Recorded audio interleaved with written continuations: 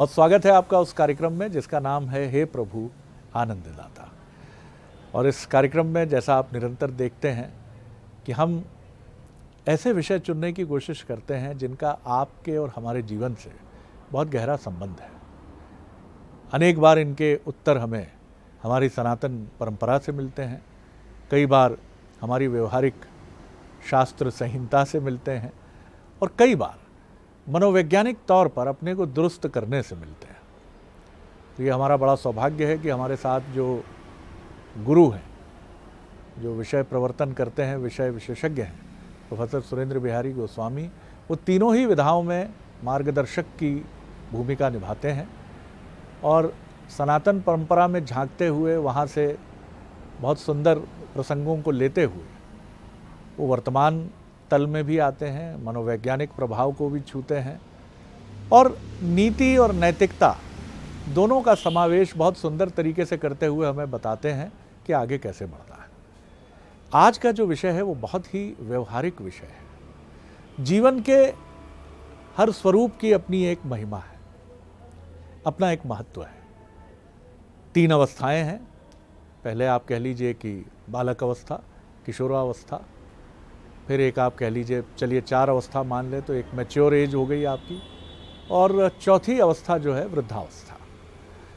हम अपने जीवन के पहले 2 पहलुओं पर तो बहुत गौर करते हैं, जिसको आप कह सकते हैं किशोरावस्था से युवावस्था तक, और उसके बाद मिडिल एज्ड 40 साल तक का, 50 साल तक का जीवन। और ये बहुत तेज़ी से निकलता है। ये बिल्कुल ऐसा निकलता है कि आप अचानक 26 के होते हैं और जब आपकी आंख थोड़ी सी तंद्रा टूटती है तो आप कहते हैं अरे 52, 53, कमाल हो गया, पता ही नहीं चला, 25-30 साल कैसे उड़ गए। लेकिन जैसे जैसे आपका रिटायरमेंट की एज जो 60 वर्ष या 62 वर्ष मानी जाती है, आपकी खुशी धीरे धीरे काफूर होने लगती है। आप थोड़े चिंतित भी होते हैं क्योंकि धन भले ही आपने पर्याप्त अर्जित किया हो, आप उस प्रभाव को लेकर चिंतित होते हैं जो आपके पद और प्रतिष्ठा से, जिस पर एक बार हम बहुत गरिमा से बात कर चुके हैं, उससे जुड़ता है। क्या हम रिटायरमेंट की प्लानिंग करते हैं? क्या एक पुरुष या एक महिला जो 60 वर्ष के नज़दीक पहुंच रहा है, क्या वो अपने आचरण व्यवहार में परिवर्तन करके अपने जीवन को नियोजित करने के बारे में सोचता है? अधिकांश लोगों का जवाब शायद ना होगा। अचानक वो व्यक्ति जो अगर मंत्रालय में नौकरी करता है किसी भी राज्य में या केंद्र सरकार में, तो निश्चित तौर पर वो सुबह 9 बजे ऑफिस के लिए निकलता है और शाम को 7-8 बजे घर आता है। इतना थक चुका होता है कि भोजन के बाद थोड़ा मनोरंजन के लिए टेलीविज़न देखने के बाद वो सिर्फ सोने के लिए इंतज़ार करता है। लेकिन जब वो रिटायर हो जाता है तो उसे घर की सारी व्यवस्था समझ में आने लगती है कि बिजली का बिल आएगा भैया, एसी चलता हुआ कौन छोड़ गया, तो जो किशोर पुत्र हैं या पुत्री हैं वो नाराज़, घर में काम करने वाले जो घरेलू सहायक हैं उनकी मीन में कि बर्तन ठीक से धुला ही नहीं जाता है, धोया ही नहीं जाता है। क्या करते हो भैया आप, क्या करती हो आप मैडम? वो भी नाराज़ कि बाबूजी जब से रिटायर होकर बैठ गए हमारी तो मुसीबत हो गई। माताजी जो हैं वो यही देख रही हैं, कपड़े कोई ऊपर छत से लाया ही नहीं नीचे, कई कपड़े गिर के पड़ोसी के यहाँ चले गए। तमाम ये बिंदु हैं, सैकड़ों बिंदु हैं जो ये बताते हैं कि हम एक खीज से भी भरे हैं रिटायरमेंट की, घर पर रुकने की, और दूसरा हमें अवगुण दिखने लगे हैं और ये अवगुण सबको खटकते हैं। तो आज का विषय बड़ा व्यवहारिक है। हम बात करेंगे मानस मर्मज्ञ, भगवत गीता के अध्येता प्रोफेसर सुरेंद्र बिहारी गोस्वामी से। प्रणाम करता हूँ गोस्वामी जी, विषय आपके समक्ष। आज आपने जो विषय रखा है उस विषय का एक सुंदर दर्शन है जी। चोला बदलने का अवसर तो नहीं मिलता मनुष्य को, जी जी जी, लेकिन बिना चोला बदले नया जीवन प्राप्त करने का एक सुंदर अवसर मिलता है, जिसे हम संन्यास आश्रम कहते हैं। जी जी जी, संन्यास आश्रम या हमारे जीवन में वही अवकाश काल जी, जब हम 50 के पूरे होकर के 60 की बदान तक पहुंचते हैं और सरकारी नौकरी में जो हैं वो रिटायर होते हैं, लेकिन जीवन में जो लोग कार्य संपादन कर रहे हैं, सहज जीवन में सबके लिए वो एक नव जीवन में प्रवेश का काल होता है। लेकिन व्यक्ति उस नव जीवन में प्रवेश करने के लिए 5 लब्धता उसके जीवन में चाहिए। 5 तथ्यों का वर्ण उस व्यक्ति को करना चाहिए। हाँ। जैसे 5 तथ्यों से विरक्त रहना चाहिए उसको युवावस्था में, यथा माशम यथा सुरा यथा क्षादि देवने यथा पुंसो वृषवत स्त्रियाम ने अन्नते मना। इन सारे विकारों से उसको दूर रहना चाहिए युवावस्था में, ताकि वो सत्कर्म कर सके, आगे बढ़ सके। वैसे यहाँ पर ध्यान रखिएगा, सबसे पहला तो ये सौभाग्य आपके जीवन में प्राप्त हो रहा है, जैसे ही आप 50 के पार चलने लगते हैं, आधे से ऊपर, तो आप समझ लें अब परली पार होने का अवसर आ रहा है। अब किनारा हमारे करीब आ रहा है, अब हम भंवर से निकल करके पहुंच रहे हैं, अब सागर में हम दूसरे छोर पर पहुंच रहे हैं। तो आधा छोर जो हमने छोड़ दिया है, उस भंवर के को पार करते हुए अब हम अपनी मंजिल की ओर पहुंच रहे हैं। तो एक नए जीवन में प्रवेश का अवसर होता है। तो इसको हम वर्ण कैसे करें? यदि ये सौभाग्य ऊपर वाले की कृपा से आपको मिला हुआ है, तो मैं आपको सत्य कहूँ कि जो जीवन आपने अतीत का बिता दिया है, वो जीवन उसके सामने कुछ भी नहीं है। आप इतने सुंदरतम जीवन में प्रवेश करने वाले हैं कि जिसके आनंद की सीमा ही नहीं है, लेकिन सबसे पहले आप उसका वर्ण तो करें। यही कारण है कि हमारे यहाँ सावधान करते हुए, जैसे ही गृहस्थ जीवन पूरा होता है, 25 वर्ष का गृहस्थ जीवन है, तो 25 वर्ष के गृहस्थ के जीवन के बाद एक अवसर आता है, नई पीढ़ी तो उसको दूसरे रूप से मनाने लगी है। वो क्या कहते हैं पता नहीं, सिल्वर या रजत, हाँ, वो विवाह की जो है 25वीं वर्षगांठ आप मनाते हैं आनंद के साथ, और आनंद के साथ मनाते हैं। तो उस समय फिर से वर्ण करिए, फिर से पानी ग्रहण करिए, फिर से जीवन का संकल्प लीजिए, तभी ये 5 तत्व स्वीकार करने की होती है। एक है मन, एक है मन, एक है मौन।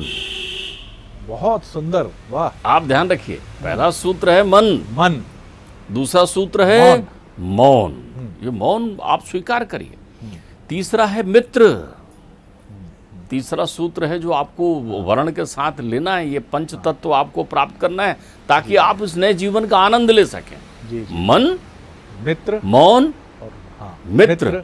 मित्र मिल गए, माधव, कृष्ण, वाह, ईश्वर। आप ईश्वर, ईश्वर के प्रति विश्वासाश्रित स्थिति, माधव ग्रहण करिए आप, और फिर मुक्त हो जाइए। 5वां सूत्र है मुक्त हो जाइए। बहुत सुंदर सूत्र है ये। देखिए, ये 5 सूत्र यदि आपने अपने जीवन में ले लिए तो आनंद देखिए। सबसे पहले मन।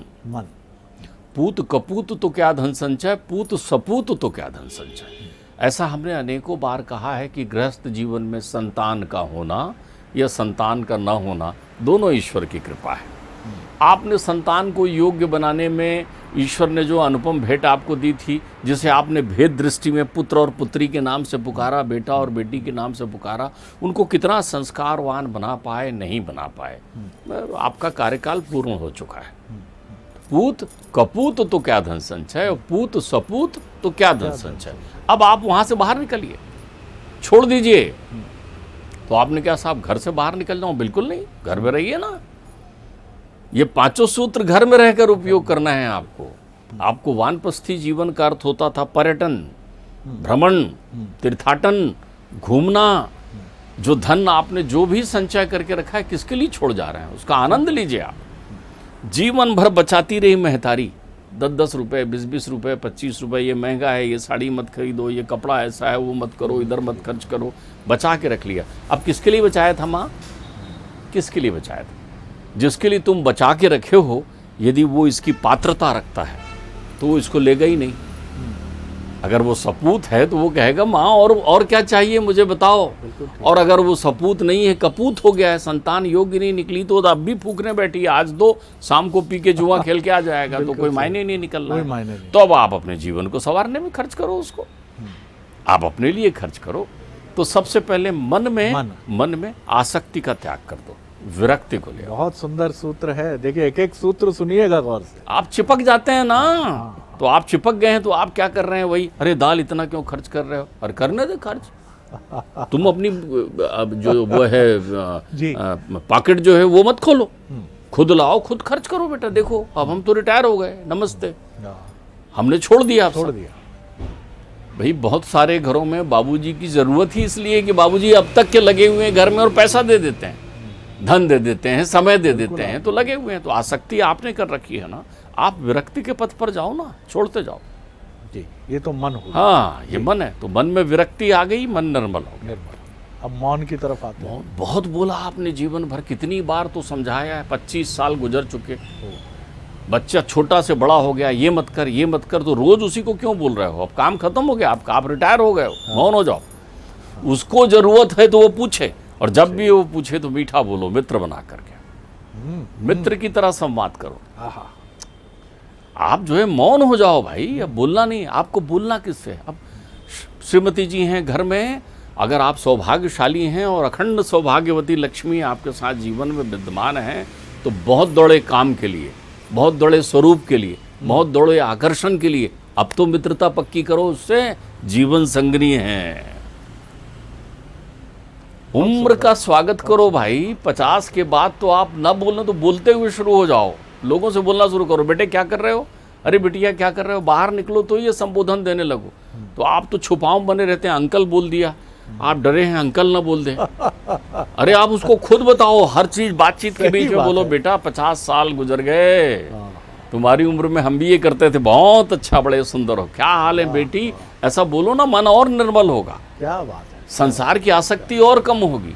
लेकिन आप तो सजने सवरने अरे इसको हाड़ मांस के देह के लिए आप घूमे हुए छद्म बनकर, और आसक्ति चिपकेगी और जीवन कष्टमय हो जाएगा। बहुत सुंदर, मौन हो जाओ। देखिए, यदि आपने किसी के पास पहुंचते कहा, और बेटे कैसे हो, क्या हाल चाल है, तो वो खुद चौंके, अरे बेटा मतलब मैं तो इतना बड़ा हूँ, आप मुझे बेटा बोल रहे हो, अरे बेटा मैं 60 साल का हो गया हूँ, मैं बेटा बोल रहा हूँ। तो उसको चुनौती दो ना। वो कहना कि अंकल 60 साल के हो गए हैं लेकिन लगते नहीं, उसको बोलने दो, फिर उसका आनंद लो आप। लेकिन आप तो बताओ, आप तो अपनी प्रक्रियाएं गिनाओ। तो मौन हो जाइए आप, जबरदस्ती मत बोलिए। पहुंचे बहुत सारे विवादों से बच जाएंगे। अरे विवाद आपके बोलने से है। बोलने से इसलिए है कि वो समझने की पात्रता यदि रखता तो अब तक समझ चुका होता। आप तो स्वभावतः मौन हो जाते अब तक, लेकिन आपको जरूरत पड़ रही है बोलने की। इसका मतलब ये है कि वो प्रशिक्षण पूरा नहीं हुआ, आपके भाग्य में वो नहीं है। आपके सौभाग्य में वो श्रवण कुमार नहीं है, आपके सौभाग्य में वो सावित्री नहीं है जो तप करे। तो ठीक है, उनको जमाने की ठोकर खाने दो, अपने आप समय उनको सिखा देगा। आप थोड़ी बैठे रहोगे यहाँ। ठीक बात। कोई भाई संजीवनी पीकर या अमृत पीकर तो नहीं आए हो कि बैठे रहोगे। फिर वो मृग तृष्णा को लेकर आखिरी में भी आप 84 के फेरे में क्यों फंस रहे हो? उसको छोड़ो, तैरने दो। नहीं तैरेगा तो डूबेगा तो हाथ पैर चलाएगा, सीखेगा, उसको सीखने दो। अरे साहब ये 25 रुपए का ले आया, वो तो 5 रुपए में मिलता था, ले आने दो 25 रुपए का। मौन रहना चाहिए। मित्र बना लो किसको? सबसे पहले अगर आपकी अर्धांगिनी है तो उसको श्रेष्ठतम मित्र बना लो। जीवन में बहुत सहा है साहब उसने, कभी बोला नहीं। बड़े बड़े पदों पर आप थे, आप तो ऐसे अभिमान से भरे हुए घर में आते थे कि उसकी हिम्मत ही नहीं होती थी। डांटते थे, ये चिल्लाते थे, ये रौब दिखाते थे, ये मनमानी जितनी की है। अब मित्र बना लो। तो सबसे पहली मित्रता अपनी अर्धांगिनी से करो। सुंदर सूत्र है। तो जब आप उनके साथ मित्र हो जाओगे, अरे कहाँ लगाए, हाथ पकड़ो और कहो चलो चलते हैं घूमने के लिए। कहाँ तुम ये बहू के चक्कर में लगी हुई हो, बाहर निकलो। कहाँ इस बेटी की चिंता में पड़ी हुई हो, सब संभाल लेंगे, परमात्मा है सबका रखवाला। जरा समय दो अपने को। जीवन के आधे भाग को समय नहीं दिया, अब आधा निकल गया तो आधे के साथ ही हो। 2 हंसों का जोड़ा है, न जाने कौन कब उड़ जाएगा। और जिनका एक हंस उड़ चुका है वो अपने जीवन में उसका संताप न लें, वो और मुक्ति के मार्ग के लिए चलें। फिर वो अपनी मित्रता साख्य भाव परमात्मा के साथ जोड़ें, संसार की विरक्ति को प्राप्त करें। और जो कुछ आपके पास है वो आप बांटते चलो। ये माधव से प्रेम है। जो कुछ है, ज्ञान है वो बताते चलो, अनुभव है वो देते चलो। पात्र को बांटो दोनों हाथ से, कुछ नहीं जाना है, यहीं छोड़ जाना है, सुई भी लेके नहीं जाओगे। बांटते रहो, कहीं ज्ञान दे दो, कहीं धन दे दो, कहीं समय दे दो, कहीं श्रम दे दो। जो आप दे सकते हो दो, बांटो संसार को। क्यों? संसार से लिया था ना, आए तो खाली हाथ थे। अभी जबरदस्ती का जो भर के रखे हो, पकड़ के रखे हो, उसको छोड़ना शुरू करो, देना शुरू करो। यह है माधव से प्रेम करना। इसका अर्थ नहीं है कि 24 घंटे जय जगदीश हरे और माला जपते रहो, कोई फायदा नहीं होगा। कोई फायदा नहीं। तो संसार के लिए समर्पित रहो, त्याग करो, यही तप है। और फिर मुक्त हो जाओ। मुक्त हो जाने का अर्थ होता है जब तुम्हें इस बात का भान हो जाए कि संसार में मेरी काया नश्वर है, संसार के ये सारे संबंध जो हैं संसार के ही हैं, मैं तो अपने घर से अकेला आया था इस शरीर रूपी रथ पर बैठकर चलने के लिए। अब ये रथ का जो जितनी देर चलने का समय था वो करीब आ गया है, अब रथ मुझे छोड़ना होगा। जैसे ही ये अंतर्चित्त में भाव आएगा, एक परमानंद की अनुभूति होगी, मृत्यु का भय तिरोहित हो जाएगा, सुख दुख से मुक्त हो जाओगे और आनंद स्वरूप परमात्मा की अनुभूति होगी और तुम मुक्तिराश्रय हो जाओगे, फिर तुम मुक्त हो जाओगे। मुक्त हो जाओगे। बहुत सुंदर बात आपने कही है और कितना सुंदर सूत्र है ये। 5 माह हैं। देखिए 60 वर्ष के बाद जो जीवन नियोजित करना है, प्लान करना है, तो ये 5 माह जो हैं, सबसे पहला जो है वो है आपका मन, दूसरा मौन, तीसरा मित्र, चौथा माधव और 5वां मुक्ति।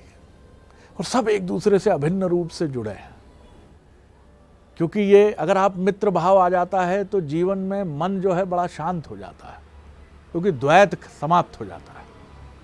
तो पहले मन, देखिए कितने अभिन्न रूप से ये जुड़े हैं। मन ही मित्र बनाने से रोकता है, तो मित्र बनाइए, मित्र बन गए तो द्वैत समाप्त हो गया।